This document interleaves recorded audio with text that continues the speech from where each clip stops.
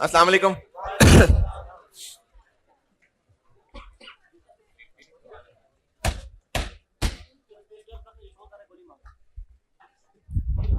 अस्सलाम वालेकुम। दुरूद शरीफ पढ़ना।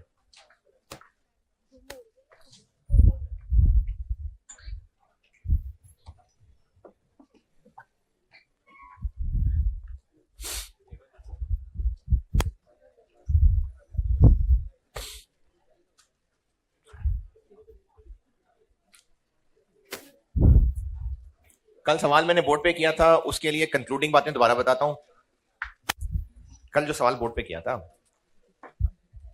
इसमें कल भी मैंने ये बात की थी, दोबारा कर देता हूं कि न्यू मटेरियल के कॉलम में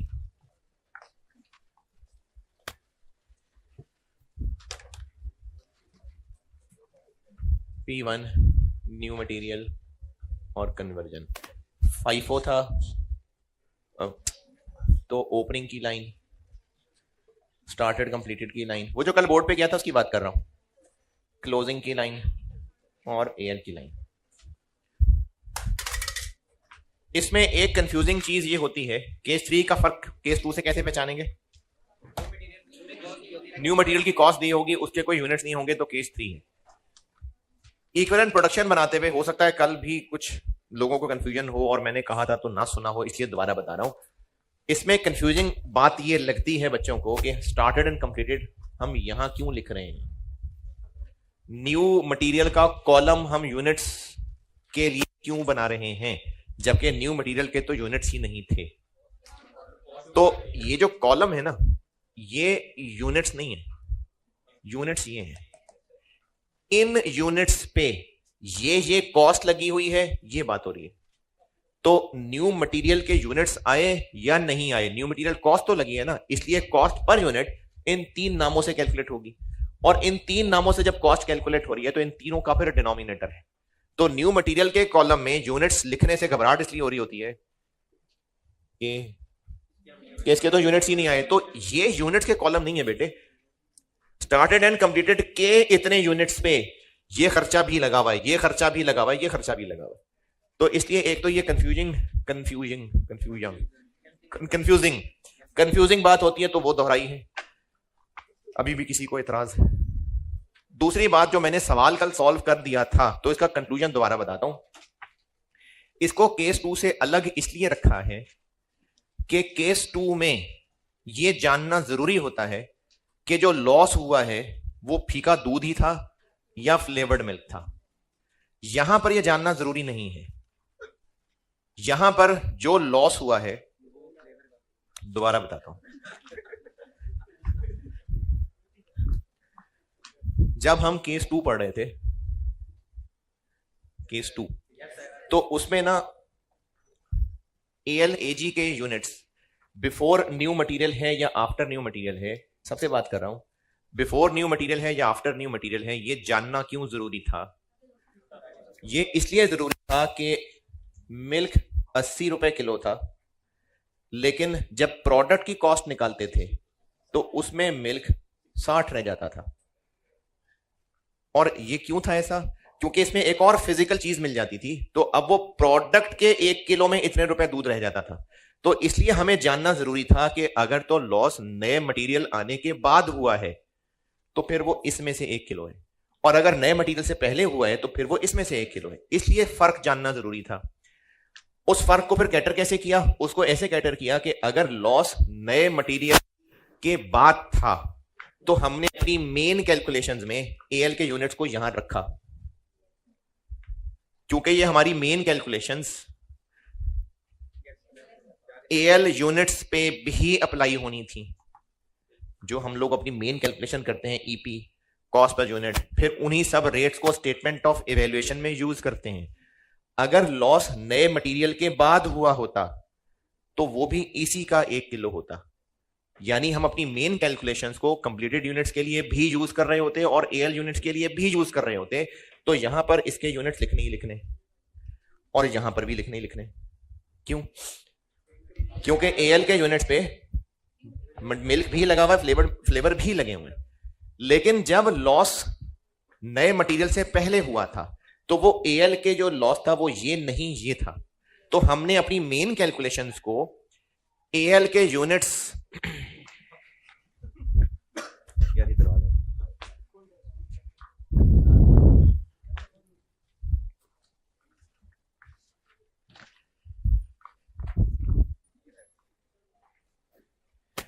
यार, इसकी वो लगी होती है, वो किधर है? वो तो बैठेंगे स्टूडेंट तो चेंज होगा।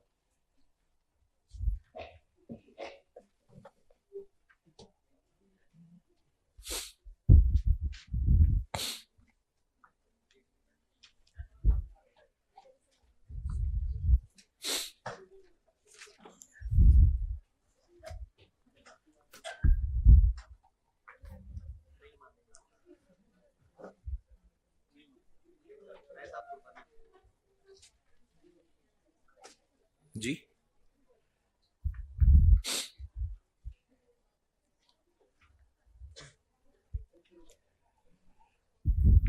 कहां तक पहुंचे थे? केस 2 में चूंकि एक नया मटेरियल आने से क्वांटिटी बदल रही थी, तो मिल्क का 1 किलो और प्रोडक्ट का 1 किलो डिफरेंट चीज हो जाती थी। वहां पर यह जरूरी था जानना कि एबनॉर्मल लॉस अगर नए मटेरियल के बाद हुआ है तो हमने अपनी मेन कैलकुलेशंस को ही एबनॉर्मल लॉस के यूनिट्स के लिए इस्तेमाल करना है। तो अपनी मेन कैलकुलेशंस का इसको हिस्सा रखा था। लेकिन अगर एबनॉर्मल लॉस नए मटेरियल से पहले हुआ था तो यहां तो इसके यूनिट्स नहीं आने थे, यहां से भी इसको निकाल देना था, क्योंकि हम अपनी मेन कैलकुलेशंस कर रहे हैं इसके लिए। एएल यूनिट पे इसको यूज ही नहीं करना था, तो इसलिए अपनी इन कैलकुलेशन में एएल के यूनिट्स भी नहीं रखे। केस 2 के अंदर यह फर्क करना जरूरी था। लेकिन केस 3 में क्या है कि वो जो 190 चेयर्स प्रोसेस 1 से प्रोसेस 2 में उनका स्ट्रक्चर यहां पहुंचा था, अगर इसमें आने वाली एक चेयर पे मेटल का खर्चा 4,000 रुपए आया हुआ है, इसमें फोम ऐड होने के बाद चेयर टूट के जाया हो जाए या फोम लगने से पहले चेयर टूट के जाया हो जाए, एक चेयर में कितने रुपए का मेटल लगा हुआ है? 4,000 रुपए का। यहां पर ये वाला मसला नहीं आना था।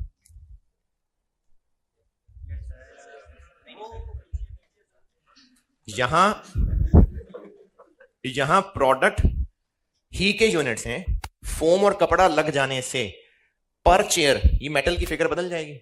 यानी अगर प्रोसेस 1 से जो 190 चेयर्स मेटल का ढांचा बन के आया है 4,000 रुपए पर चेयर, P2 में उसी ढांचे पे ही फोम और कपड़ा ऐड हो जाना है। तो अगर वो फोम कपड़ा ऐड करने से पहले ही वो जो वेल्डिंग किया हुआ स्ट्रक्चर था वो टूट के खराब हो जाए, यानी एएल के units before new material addition, तो उनमें इतने रुपए का ही मेटल लगा हुआ है। और अगर कपड़ा फोम लगाने के बाद उनको फिर उनका स्ट्रक्चर टूट जाए तो न्यू मटेरियल बेशक ऐड हो गया लेकिन मेटल अभी भी, तो ये वाला मसला वहां नहीं है। जब ये वाला मसला वहां नहीं है तो उसमें वो जो गहराई करते थे हम, कौन सी गहराई, लॉसेस बिफोर न्यू मटेरियल, वो करने की यहां जरूरत नहीं है। ईपी के अंदर ये आना ही आना है। ये अगर नया मटेरियल लगने के बाद है तो यहां लिखेंगे, लगने से पहले है तो यहां नहीं लिखेंगे। तो जो कल सवाल किया था, अगर उसकी कंक्लूडिंग फिर क्या हुआ यार, उसकी कंक्लूडिंग को 2-4 बातें लिखना चाहें तो वो मैंने दोहराई हैं कि केस 2 जैसा ही है, केस 3 सवाल सॉल्व करने में केस 2 जैसा ही है, बस वो जो वहां 0.5 बनाया था उसकी जरूरत नहीं है। एंड ईपी के अंदर P1 कॉलम में एएल एजी के यूनिट्स लिखने ही लिखने।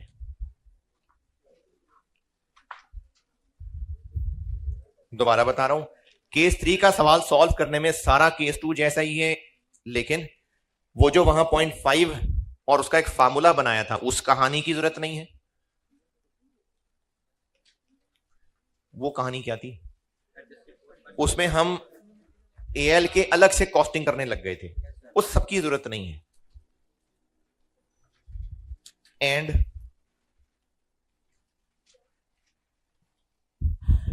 केस 3 और केस 2 में फर्क बता रहा हूं। केस 3 का सवाल सारा का सारा, सारी वर्किंग्स वैसी सॉल्व होंगी जैसे केस 2 में था, लेकिन जो केस 2 में मैंने वहां 0.5 बना के एक नया फार्मूला बनाया था और एबनॉर्मल लॉस की अलग से कॉस्टिंग चलाई थी, उस गहराई की जरूरत नहीं है केस 3 में।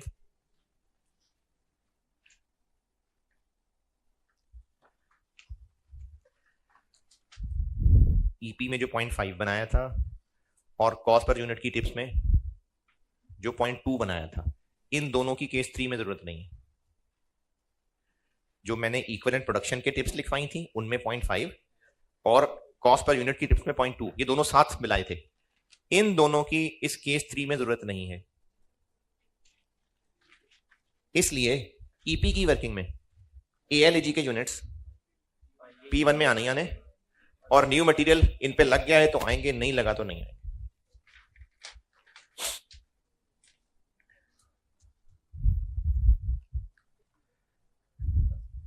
बस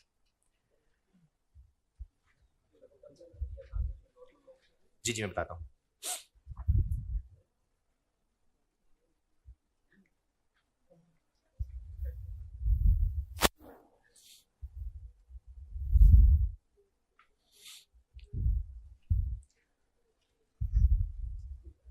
हाँ जी लिखा। अच्छा, कल एक सवाल होमवर्क दिया था, उसमें मेरे ख्याल में एक पॉइंट बताने वाला है, आपने उसके अलावा पूछना हो तो जरूर पूछिएगा। अब तक जितने सवाल थे मैं आपको स्क्रैप वैल्यू डिफेक्टिव यूनिट की बताया करता था और वो पर यूनिट पर केजी बताई होती थी। अब वो पर केजी बताने की बजाय टोटल बता दी है, और टोटल भी वो जो एक्चुअली बिके। Point number 2, rejected units during the month जो सेल हुए वर 4 मिलियन रुपए और 6 मिलियन रुपए। ये मैं इस सवाल का पॉइंट 2 बता रहा हूं। हमें क्वेश्चन सॉल्व करते हुए एनआरबी नहीं, नॉर्मल लॉस की scrap value cost per unit में इस्तेमाल करनी होती है। तो अब तक जितने सवाल किए थे वो आपको पर यूनिट दी होती है। अब यहां पर यूनिट नहीं दी हुई, ये लिखा हुआ है कि ड्यूरिंग द मंथ, पॉइंट 2 बता रहा हूं, during the month rejected units से जो पैसे आए थे वर 4 मिलियन और 6 मिलियन थे। यानी ये कितने यूनिट्स की टोटल है एक्चुअल लॉस की। तो पर यूनिट करना हुआ तो इसको डिवाइडेड बाय एक्चुअल लॉस करना पड़ेगा, और ये डिपार्टमेंट ए के एक्चुअल यूनिट से 4 मिलियन को डिवाइड और डिपार्टमेंट बी के एक्चुअल लॉस से 6 मिलियन को डिवाइड, तो ये पर यूनिट निकल आएगी। एज इज वेयर इज का मतलब है जैसा है जहां है ले जाओ, कोई इंप्रूव करके नहीं बेचा तो ऐसे ही बेचते हैं। एज इज जैसा है, वेयर इज जहां है क्या है। देखें, जब भी कोई चीज बेचते हैं ना, तो बेचने का एक तरीका यह है कि हम उसका इलाज करा के उसको बेहतर करके पैक शैक करके फिर दोबारा से कस्टमर को कहेंगे जी ये अब आपके हवाले, और दूसरा उसको कहेंगे जो पड़ा है ले जाओ खुद ही उठा के। तो इसको इंग्लिश में एज इज वेयर इज कह दिए। हाँ जी, ये डिफेक्टिव यूनिट्स वाला पॉइंट, और इस सवाल में जिन्होंने भी सवाल किया है, किन्होंने किया है? अच्छा जी माशाल्लाह। और यहां ठीक है जी, बाकियों को भी कभी ना कभी तो गैरत आएगी। इस सवाल में और बताएं जो पूछना है। कैसे पता चल रहा है केस 3 का सवाल है? क्योंकि जो आपको डिपार्टमेंट बी का डाटा है उसमें new material cost, new material नहीं लिखा हुआ, लेकिन रिसीव फ्रॉम ए अलग यूनिट्स लिखे हुए हैं। इनकी कॉस्ट क्यों नहीं लिखी हुई, सवालिया निशान क्यों लगा दिया आगे? क्योंकि इनको आप प्रोसेस ए हैं पिछले महीने प्रोसेस ए सॉल्व करेंगे, कॉस्ट ऑफ कंप्लीटेड यूनिट्स निकालेंगे तो यहां पर उसकी फिगर आएगी। और जो कॉस्ट फॉर द मंथ में मटेरियल के कॉलम में लिखा हुआ है इसके साथ यूनिट्स कोई नहीं लिखे हुए, तो इसलिए ये केस 3 है। और आप बताइए सवाल में जो पूछना है। कुछ नहीं पूछना। जी जी जी हाँ, एक्चुअली जो लॉस हुआ डिपार्टमेंट ए में कितना नॉर्मल लॉस है? 7,000। और एबनॉर्मल लॉस तो जो 4 मिलियन है वो इनका है। अब अगर एबनॉर्मल गेन होता, 1000 का एबनॉर्मल गेन होता, तो एक्चुअल लॉस फिर 6000 होता, तो ये इन्हीं का होता। यानी इसको एक्चुअली लॉस बेच के हमने कमाया था, तो पर यूनिट निकालने के लिए इसको डिवाइडेड बाय एक्चुअल करना पड़ेगा। ऊपर चाहे एल है चाहे एजी है, ये वर है, वर इतने वर रिसीव्ड, तो ये एक्चुअल यूनिट्स ही से मिले हुए पैसे हैं, इसलिए डिवाइड एक्चुअल यूनिट से ही करेंगे। तो हमें नॉर्मल लॉस के लिए पर यूनिट चाहिए ना डिफेक्टिव।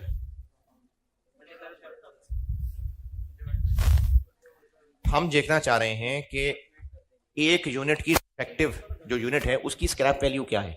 तो हमें यह पता है कि एक्चुअली इतने रुपए इतने यूनिट्स बेच के कमाया, तो पर यूनिट को इसी से ही डिवाइड करेंगे ना। ऑटम स्प्रिंग 23 में और किसी का कोई सवाल? ये जो प्रोसेस कॉस्टिंग की कैलकुलेशंस कर रहे थे ये बहुत हैं, और मैंने इस चैप्टर में 3 हिस्से बांटे थे।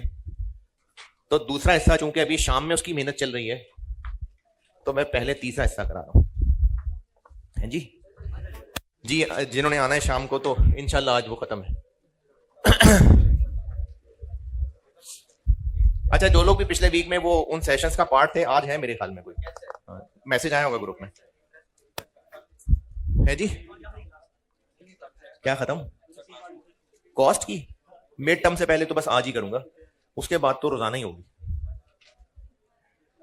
मैंने इस चैप्टर के 3 हिस्से किए थे, तीसरा वाला बता रहा हूं पहले, जॉइंट एंड बाय प्रोडक्ट्स, है जी। क्या हुआ? इस चैप्टर का तीसरा हिस्सा joint and by products.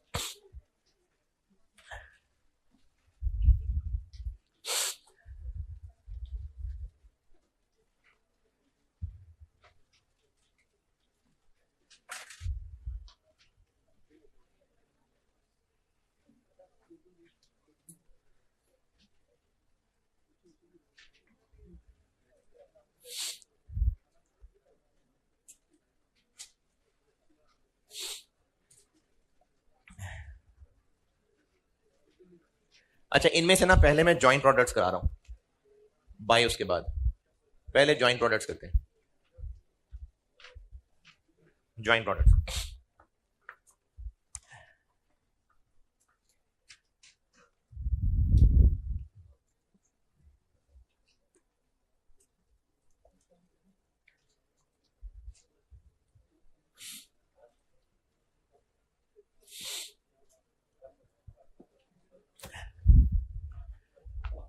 Joint product की मिसाल ऐसे है कि अच्छा, अगर आप में से कोई एक्सपर्ट है इस बात का तो वो गलतियां ना निकाले, बस समझाने के लिए बता रहा हूं। एक प्रोसेस में कच्चा दूध ये इधर आया और यहां पर इसको बॉईल किया है। अब ये दूध उबल गया, थोड़ा सा ठंडा होगा तो मलाई भी आ जाएगी। अब इस प्रोसेस से जो प्रोडक्ट मिल रहा है यानी आउटपुट, मलाई अलग है, दूध अलग है, ये दोनों ही प्रोडक्ट हैं। ये जो दूध है, हो सकता है कि यही बिजनेस इनको बेच देता हूं, और क्रीम हो सकता है बेच देता हो सकता है इसको आगे किसी प्रोसेस 2 में डाल के और आगे घी बना ले, देसी।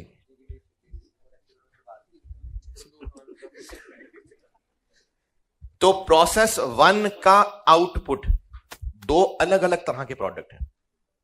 इसी तरह से क्रूड ऑयल इसलिए मैंने लिखा ही नहीं है, वो ज्यादा आसान था। वाह, क्रूड ऑयल से क्या बनेगा? पेट्रोल, कैरोसिन, डीजल, पेट्रोकेमिकल, ये ठीक है ना? हाँ, तो इसीलिए यही लिखा था। देखें, ये मिसालें आपके लिए इस वक्त जानना जरूरी नहीं था। बात यह था कि एक प्रोसेस में जो इनपुट है वो तो कोई एक ही चीज थी, वो तो बस मटेरियल था, लेकिन उस प्रोसेस का जो आउटपुट है वो एक से ज्यादा तरह की चीजें हैं, और वो चीजें हो सकता है फौरन बिक जाती हो सकता है वो आगे किसी और प्रोसेस में चली जाती हो, लेकिन इन दोनों की अपनी अपनी हैसियत है, इनकी अपनी पहचान है। तो इस प्रोसेस का सवाल टेस्ट हुआ तो इसका मतलब ज्वाइंट प्रोडक्ट्स का सवाल है। यानी जिस प्रोसेस का आउटपुट एक से ज्यादा मेन प्रोडक्ट्स हैं, मेन से मेरी मुराद यह है कि ये भी बनाया करते हैं, ये भी बनाया करते हैं, वो बिजनेस ये दूध उबालने का जो काम कर रहा है, ये दोनों काम लेने के लिए काम कर रहा है। इनमें से इसको उसी वक्त बेच देते होंगे, इसको फिर अगले प्रोसेस में डाल के और प्रोडक्ट बनाते होंगे, और ये जरूरी नहीं है, हो सकता है इसको भी अभी बेच देते हो, लेकिन दोनों ही मेन प्रोडक्ट हैं। तो अगर किसी डिपार्टमेंट का आउटपुट एक से ज्यादा तरह की चीजें हैं तो वो जॉइंट प्रोडक्ट्स हैं। ये इस मिसाल में ये जॉइंट प्रोडक्ट्स हैं।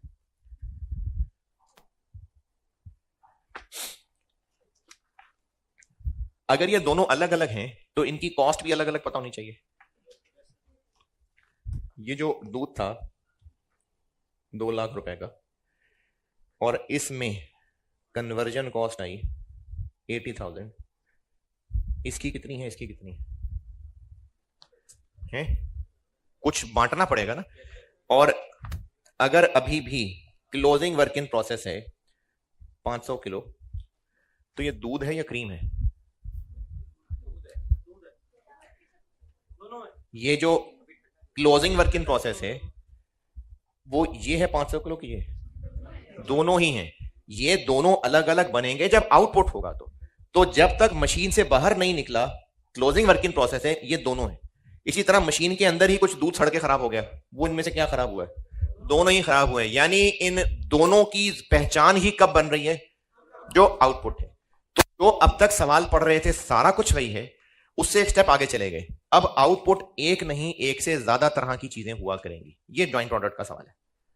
जो अब तक पढ़ा था सब वही है, सिर्फ आउटपुट के अब हमें एक से ज्यादा टुकड़े करने पड़ेंगे। तो प्रॉब्लम क्या आएगी इसमें? उनकी कॉस्ट अलग जाननी पड़ेगी। तो इस जॉइंट प्रोडक्ट्स वाले सवाल में मेन मुश्किल ही आ रही है कि इन दोनों की अपनी अपनी कॉस्ट कितनी। ये चीज है जो सिखाने लगा।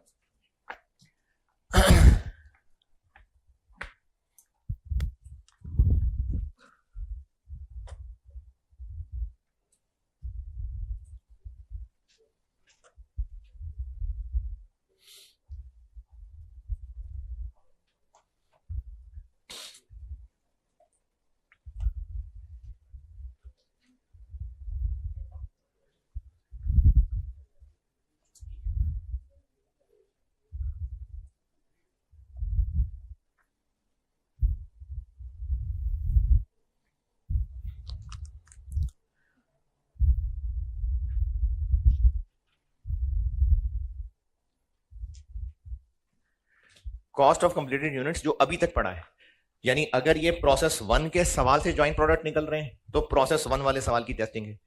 अगर प्रोसेस 2 के ज्वाइंट प्रोडक्ट्स हैं तो फिर प्रोसेस 2 वाले सवाल की मेहनत है सारी।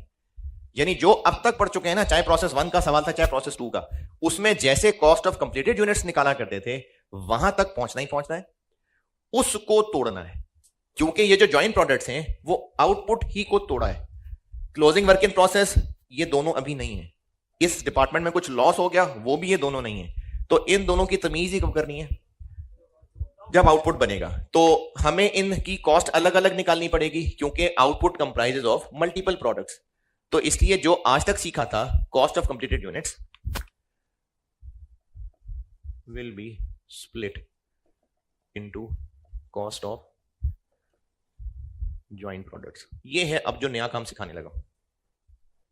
ये नई चीज सीखना, जो अब तक पढ़ चुके वो सब अपनी जगह मौजूद है।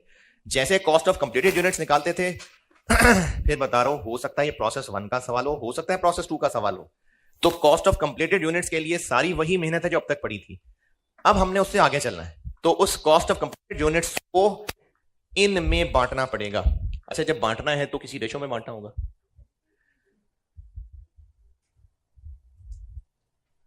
इसके लिए 2 ही तरीके हैं। हमें रेशो में बांटना, इसके लिए 2 ही तरीके हैं। एक है उनकी क्वांटिटी की रेशो में बांटना, क्वांटिटी की रेशो में बांटना। ये क्या बात की मैंने?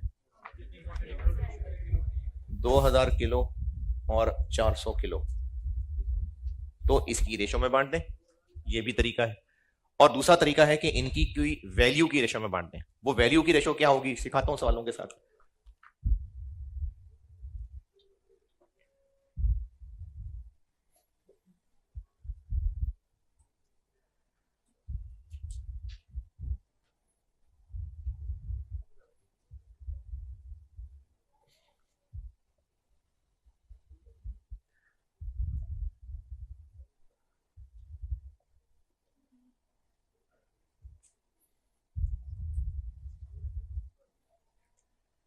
या तो क्वांटिटी की रेशो में या उनकी टोटल एनआरवी की रेशो में।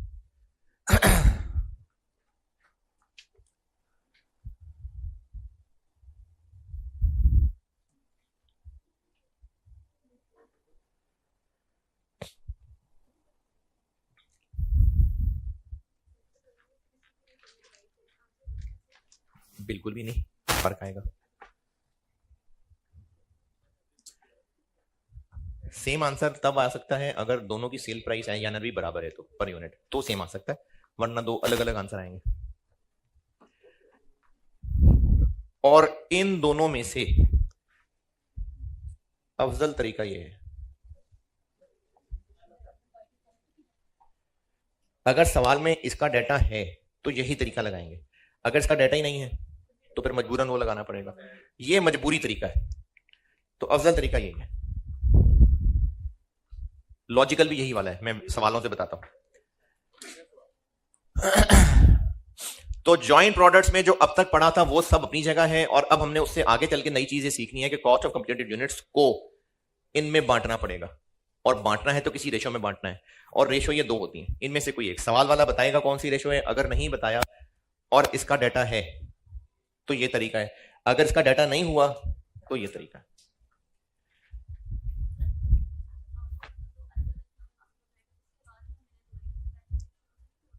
नहीं ना, पता ही नहीं है।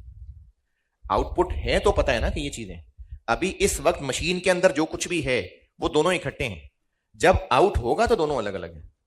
तो इसलिए ये जो जॉइंट प्रोडक्ट की तमीज है ये है ही आउटपुट के लिए। इसलिए इस मौके को, यानी जब आउटपुट हो जाता है तो इनको कहते हैं स्प्लिट ऑफ पॉइंट, यानी प्रोसेस का आउटपुट होने पे ही हम इन दोनों की अपनी पहचान बना रहे हैं, तो ये मौका split of point. Split of point का मतलब है जब ये आउटपुट हुए तो उसको स्प्लिट ऑफ पॉइंट कहेंगे। जब तक मशीन के अंदर है या लॉस हो गया तो वो ये क्रीम और मिल्क नहीं है, वो सब मिक्स है। क्रीम और मिल्क की अपनी पहचान ही कब बन रही है, जब आउटपुट हो रहा है। तो इसलिए जो अब तक पढ़ा था कॉस्ट ऑफ कंप्लीटेड यूनिट्स वैसे ही निकलेगा, उसको मजीद इस बांटने के लिए एक वर्किंग करनी पड़ेगी। पहले मैं आपको एक सादे से सवाल से, यानी सिर्फ टू द पॉइंट ये देके ये दोनों तरीके बताता हूं, फिर एक फुल फ्लैश सवाल करता हूं। सवाल लिखें।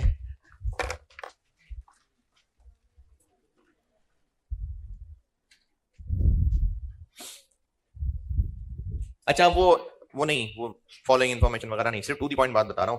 कोई एक महीना था, कोई सा भी, चलो जून ही, उसकी स्टेटमेंट ऑफ वैल्यूएशन बन चुकी, कॉस्ट ऑफ कंप्लीटेड यूनिट्स निकाल चुके। तो अब मैं आपको सिर्फ टू दी पॉइंट इंफॉर्मेशन बता रहा हूं। अच्छा चलें लिख लें। Following information relates to process 1 for the month of जून।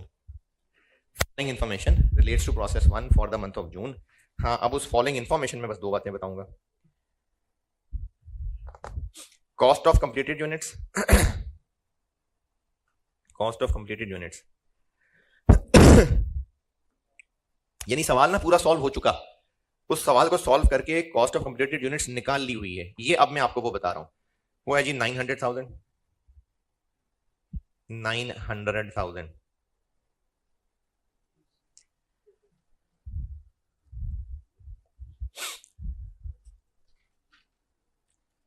और output, output JPA, JPA 3000 kg और जेपीबी 2000 kg।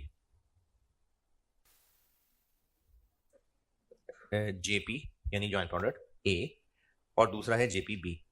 तो ए बना है 3000 kg और बी बना है 2000 kg। रिक्वायर्ड है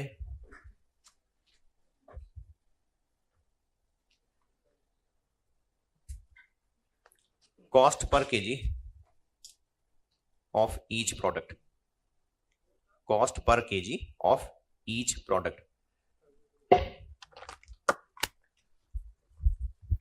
हमें पहले 9 लाख को बांटना पड़ेगा, यानी पहले हम लोग जॉइंट कॉस्ट एलोकेशन करेंगे।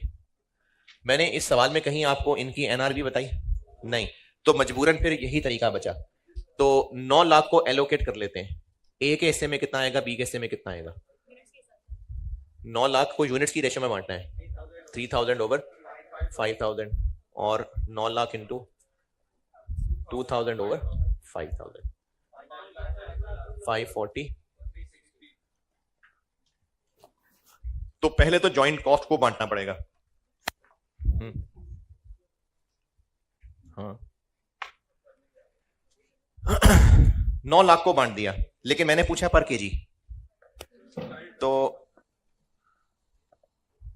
प्रोडक्ट ए 540 में कितने किलो हैं, 3000, और बी 360 में कितने केजी हैं, 2000 जी, 180 और 180।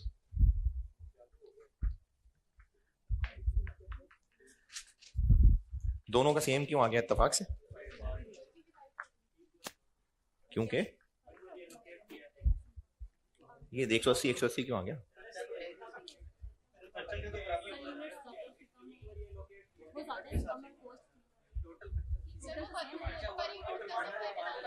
जब हमने 9 लाख को 5000 से डिवाइड किया है तो मतलब हम कह रहे हैं दोनों एक जैसे।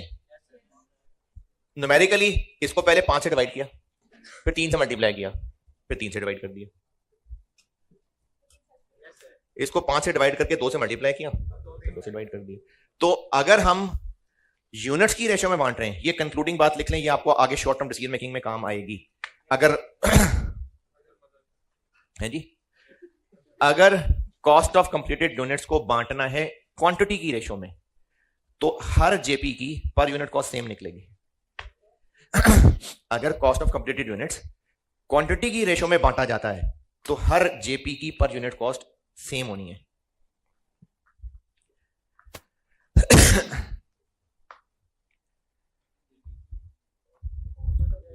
कॉस्ट ऑफ कंप्लीटेड यूनिट्स को बांटना है अगर क्वांटिटी वाली रेशो में, तो हर जेपी की पर यूनिट कॉस्ट एक ही निकलेगी।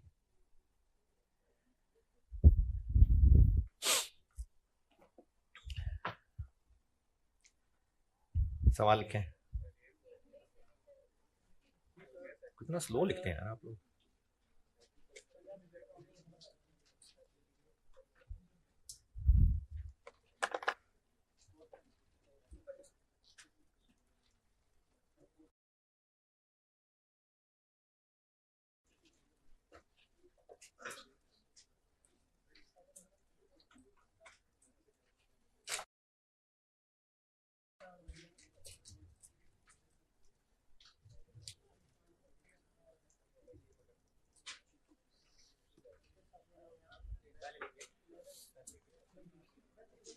हाँ जी, ये बात लिखी, चलें सवाल लिखें।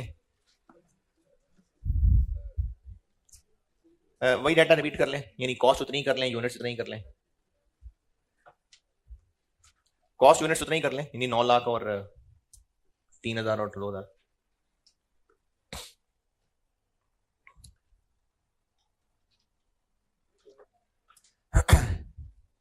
A is sold, cost of completed units वही 9 लाख है। ये कैसे निकली 9 लाख, वो सारा काम करके स्टेटमेंट ऑफ वैल्यूएशन में कॉस्ट ऑफ कंप्लीटेड यूनिट्स निकाली तो वो 9 लाख आई, चाहे FIFO चाहे एफओ जो भी था। Product A is sold at a price of 300 रुपए पर किलो, 300 पर KG, after incurring selling cost of 5 रुपए पर केजी। जो प्रोडक्ट ए है वो 300 पर केजी का सेल होता है और सेलिंग कॉस्ट होती है 5 पर केजी। और यही सेंटेंस बी के लिए रिपीट कर लें, बेचते हैं वो 500 का और सेलिंग कॉस्ट 10 है। बी 500 का और सेलिंग कॉस्ट उसकी 10 है।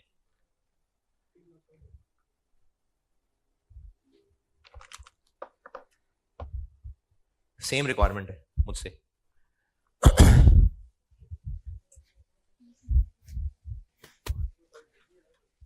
जी जी, पर केजी। अच्छा अच्छा, ये जो तरीका अभी सामने सॉल्व किया हुआ है ये फेयर नहीं है। फेयर क्यों नहीं है?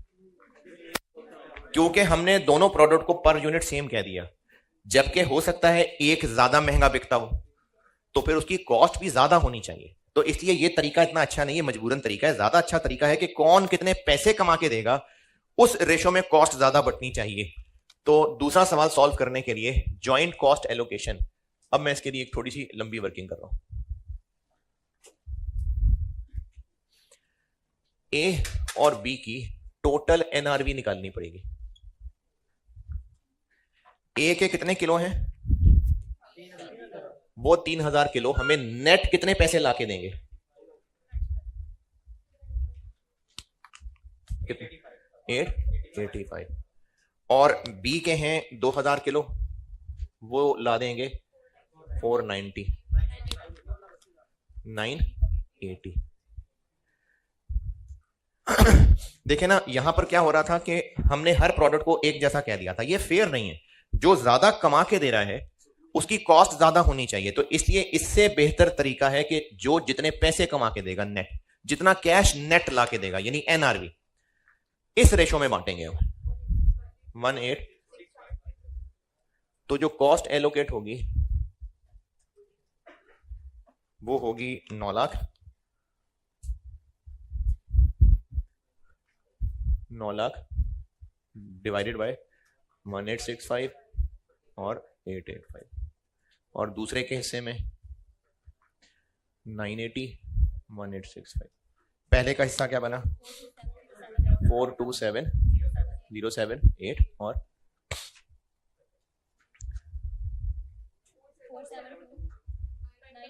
900। ये हमने कॉस्ट बांटी है अब एनआरवी की रेशो में, कि जो जितने ज्यादा कमा के देगा ना, कॉस्ट भी फिर ज्यादा उसकी होनी चाहिए। अच्छा, अगर मैं इस सवाल में ये बता देता कि बी बनाए तो 2000 हैं लेकिन अभी बिके सिर्फ 1200 हैं, तो यहां पर मैं फिर भी 2000 ही लेता। अच्छा, अगर कुछ भी ना बिका होता फिर भी यही लेता, क्योंकि हम कह रहे हैं कौन कितना पैसे लाके दे सकता है, हम कॉस्ट बांट रहे हैं। इसीलिए मैंने अभी पीछे अंग्रेजी लिखी थी, टोटल एनआरवी ऑफ, क्या लिखा था? Total quantity produced. जितने बनाए हैं हमने उनकी एनआरवी लेनी है।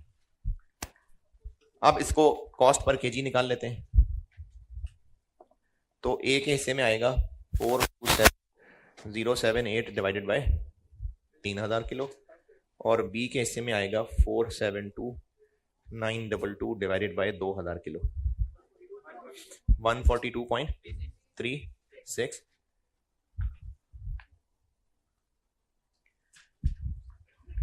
टू 36.46।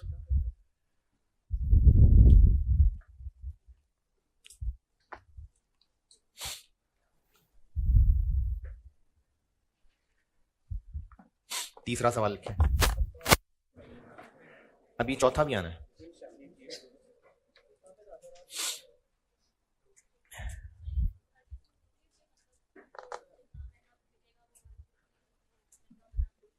देखें, ये दोनों मिल के 9 लाख रुपए के बने हैं। अब वो तो हमने फैसला करना है कि इस 9 लाख में से इसको कितना हिस्सा बांटना है। तो ये फेयर नहीं है कि दोनों समझे एक जैसे हैं। ज्यादा फेयर ये है कि जो ज्यादा कमा के लाके देता है फिर कॉस्ट भी ज्यादा उसको बटनी चाहिए, वरना तो जो कम कमा रहा है वो लगेगा तो प्रॉफिटेबल ही नहीं है, तो फिर ठीक नहीं है ना, तो ये बराबर कॉस्ट बांटना। इसलिए ज्यादा फेयर ये है।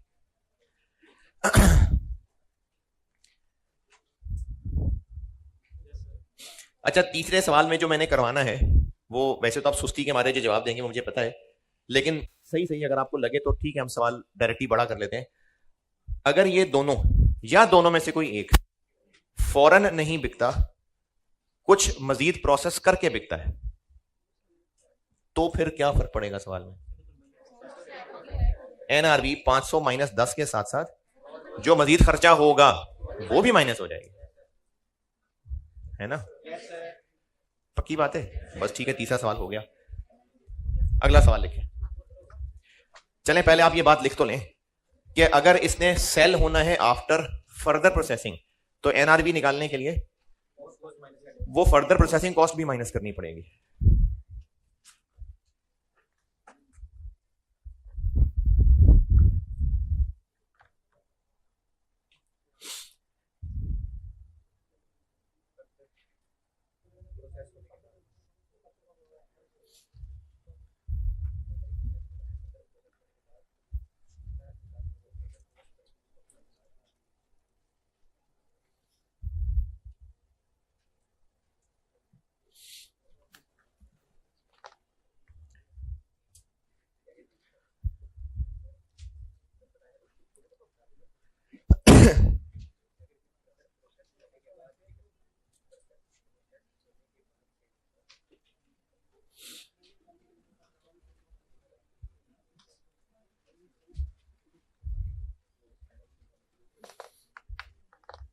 हाँ जी, लिखी बात। चले सवाल लिखें हैं। नहीं, अब एक कंप्लीट सवाल कराता हूँ जिसमें कॉस्ट ऑफ कंप्लीटेड यूनिट्स खुद निकालनी पड़े। ये जो आपको सवाल दो कराए हैं सामने, मैं सिर्फ ये चीज सिखा रहा था, सिखा दी। अब एक फुल फ्लैश सवाल करते हैं। Following information relates to process 1 for the month of June.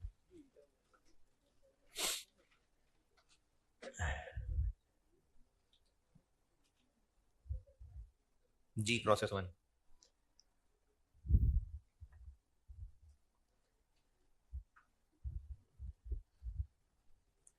Opening work in process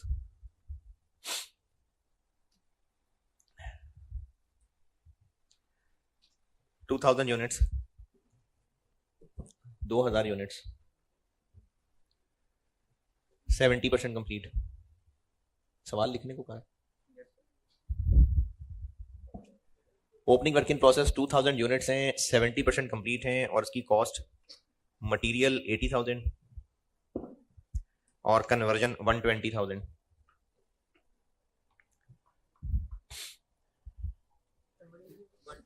conversion पता नहीं यार, 120,000। Current month information, current month information, direct material cost, direct material cost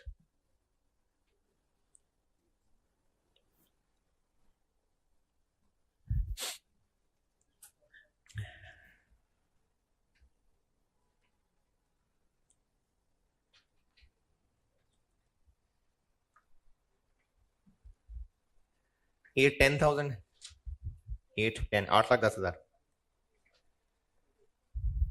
और conversion 14 lakh, 1.4 million.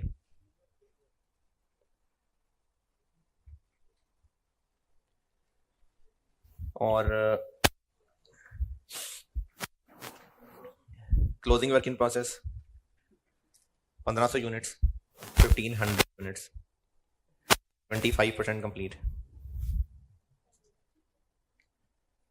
Normal loss 5% of input.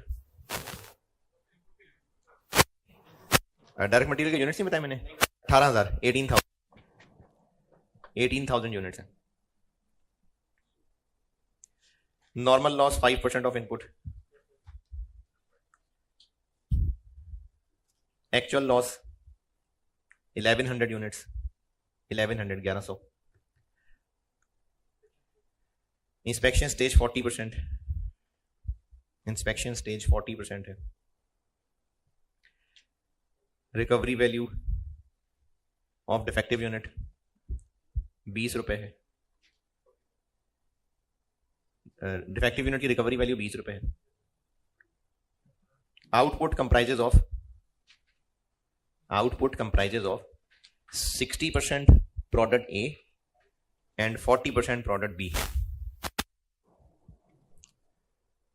यानी मिसाल के तौर पे अगर 10,000 यूनिट्स बने हैं तो 6,000 और 4,000, तो 60% प्रोडक्ट ए है और 40% प्रोडक्ट बी है। Product B is sold, product B is sold for 410 रुपए पर यूनिट आफ्टर इनकरिंग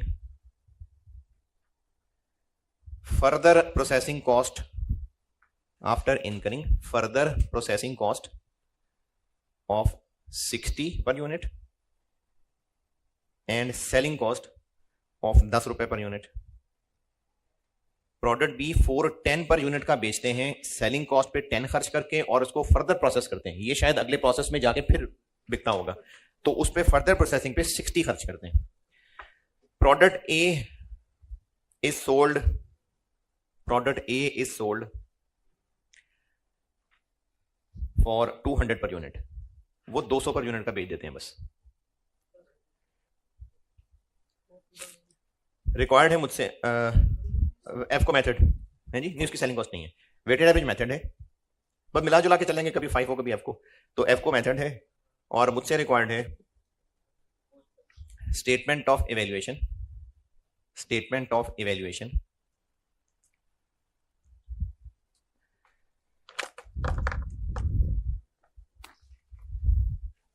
जी जी बस, जी जनाब बस। तो इस सवाल को सॉल्व करने के लिए चूंकि कॉस्ट ऑफ कंप्लीटेड यूनिट्स निकालनी है तो वही सारी मेहनत वैसी ही होगी, सिर्फ कॉस्ट ऑफ कंप्लीटेड यूनिट्स को मजीद तोड़ना है, बाकी सारा सवाल वही है।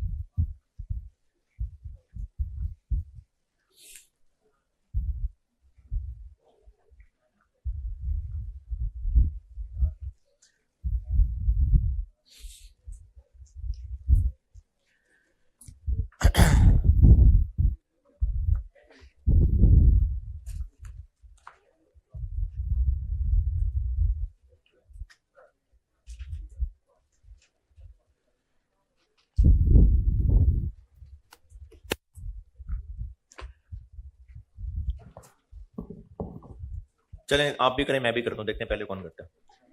सॉल्व करें, नहीं नहीं करें करें सॉल्व, मैं आपके सामने कर रहा हूं। अच्छा चलें करें तो सही ना, आप अपना करें मैं अपना करता हूं।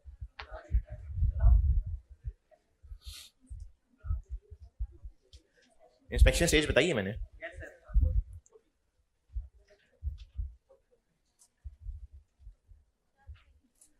क्या जी, खुद ही अपने कर लूंगा सॉल्व।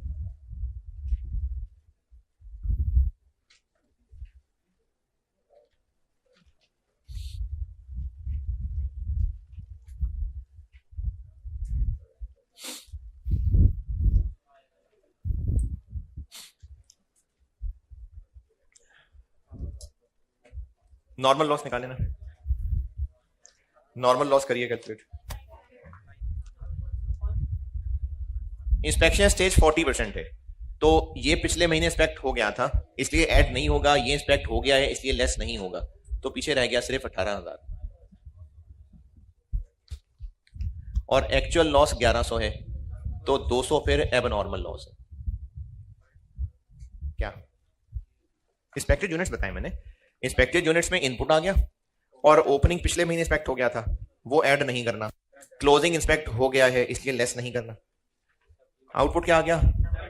अच्छा अब ना आपने क्वांटिटी स्केड्यूल में ही इसको हम यहीं तोड़ देते हैं, आउटपुट यही है, मैं ईपी के अंदर इसी को यूज करूंगा लेकिन आगे काम आएगा इसलिए मैं यहां पर इसको तोड़ के भी बता देता हूं।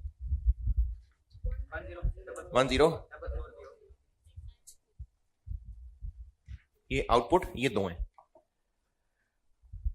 कॉस्ट पर यूनिट के लिए इक्विवेलेंट पर प्रोडक्शन निकालते हैं।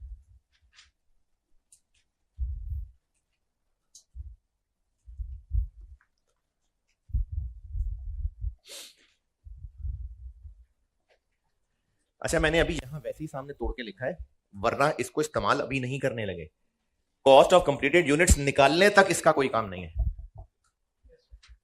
वेटेड एवरेज मेथड है। तो कंप्लीटेड यूनिट्स कितने 17,400, अभी तक उनका तोड़ का कोई काम नहीं है, सब पहले जैसा हो रहा है। Closing work in process 1500, material पूरा है, कन्वर्जन 75% है, 1500 1125। एब नॉर्मल लॉस जी 200, मटेरियल पूरा है और कन्वर्जन 40% है, 80।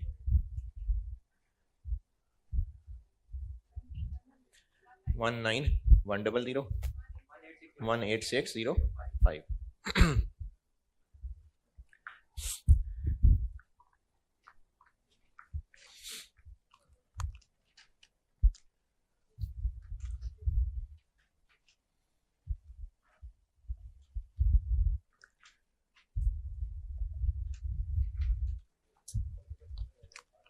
एफ को है opening work in process 80,000 120,000, current period cost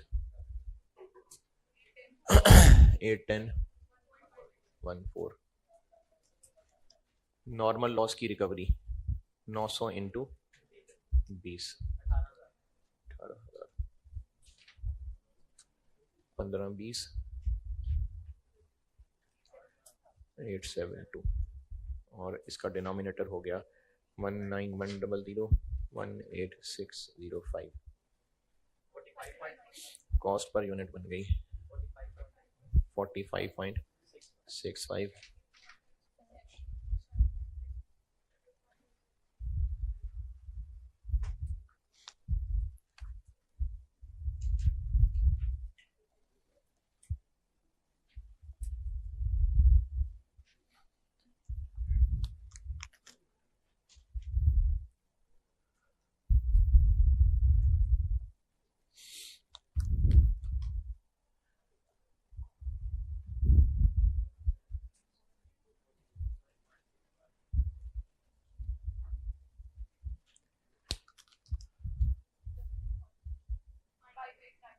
9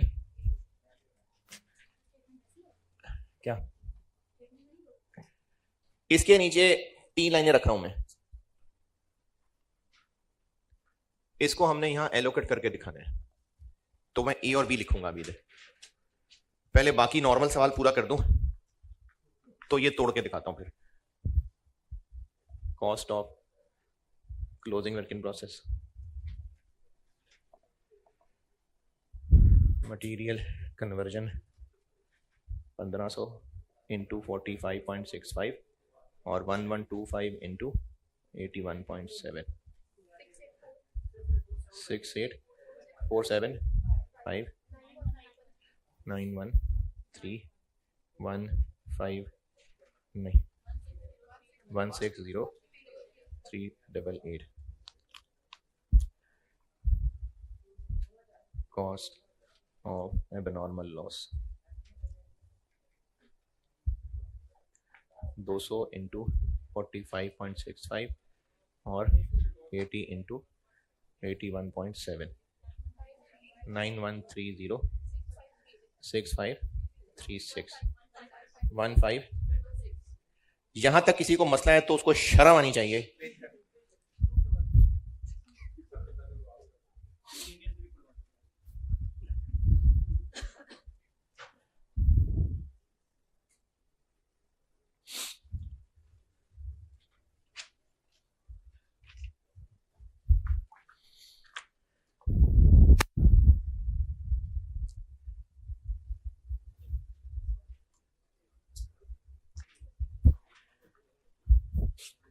चलें ये तो कर ही लेंगे, ये सुन लें। अब हमने इस 2:1 को बांटना है। सवाल में कहा है किस रेशो में बांटना है, लेकिन प्रोडक्ट्स की एनआरवी का डाटा है तो उसी की रेशो में बांटेंगे। उसके लिए हमें चाहिए होगी टोटल एनआरवी। तो टोटल एनआरवी ए की कितनी जी, टोटल कह रहा हूं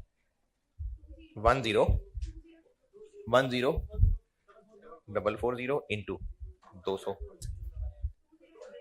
2088 और बी की टोटल एनआरवी 6960 इंटू 410 का बेचेंगे, लेकिन 60 और 10 खर्च करने के बाद 2366 400 44544 ये टोटल एनआरवी है। हमने ये वो है जो मैं पिछले सवाल में 9 लाख बता रहा था, वो अब ऐसे निकला होता है, उसको इस रेशो में बांटना है। तो ये हम इधर ब्रैकेट में बांट के दिखा देते हैं कि 2221 5890 इंटू 2088 445 4400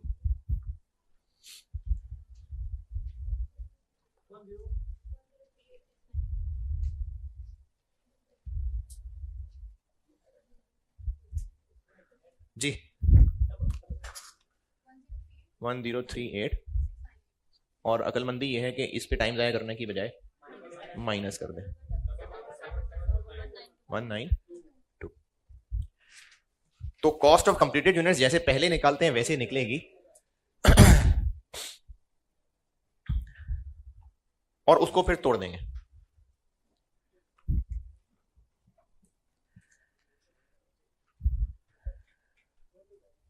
अच्छा ऐसी ना नॉलेज के लिए एक बात सुन लें फिर, ताकि मैं दुकान बंद करूं।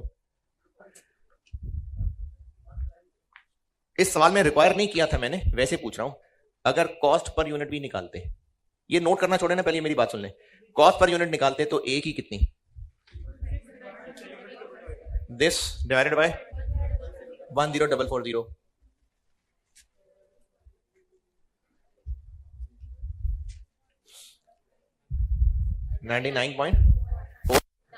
और बी की 1177 डिवाइडेड बाय 6960, 169.14। नहीं, ऐड नहीं करना। अच्छा, अगर इसी सवाल को ये एनआरवी की रेशो की बजाय यूनिट्स की रेशो में बांटना होता तो फिर ये फिगर कैसे निकालते? इसको यूनिट्स की रेशो में बांट लेते और फिर ए और बी की पर यूनिट कॉस्ट क्या निकलती? सेम। कितनी? 2215890 डिवाइडेड बाय दोनों कितनी ही निकलती है ना, 127.35। ठीक है, इसको प्लस करें।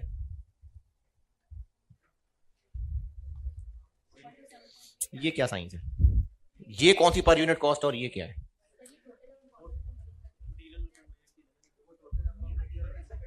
अरे तो टोटल कर लो उसको, 127 आ गया। तो ये क्या है और ये क्या है? ये जो पर यूनिट कॉस्ट निकाली थी ना, ये निकाली थी कि अभी हमें उनमें तमीज की जरूरत नहीं है, हम कॉस्ट ऑफ कंप्लीटेड यूनिट्स निकालना चाह रहे हैं, ये समझते हुए कि सब एक जैसे हैं, सब एक जैसे।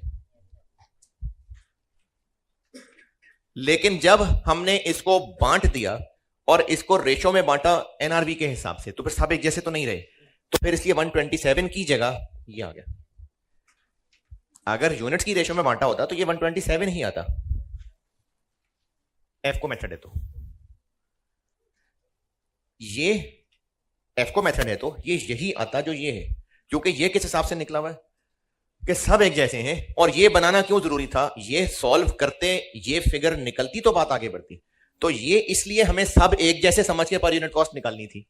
अगर रेशो यूनिट्स की हो तो ये यही आएगी, लेकिन यहां ये डिफरेंट क्यों हो गई? एक बार कॉस्ट ऑफ कंप्लीटेड यूनिट्स निकाल ली, उसको एनआरबी की रेशो में बांट दिया, उसके बाद जो पर यूनिट कॉस्ट निकाली तो वो उससे डिफरेंट आई। ये एमई नॉलेज के लिए बात थी, बाकी सवाल ये सॉल्व है। कल इसका मैं और एडवांस पास्ट पेपर का सवाल कराता हूं और बाय प्रोडक्ट कल बनाता हूं। ये एडवांस नहीं है तो बेसिक है। ठीक है जी, अल्लाह हाफिज़।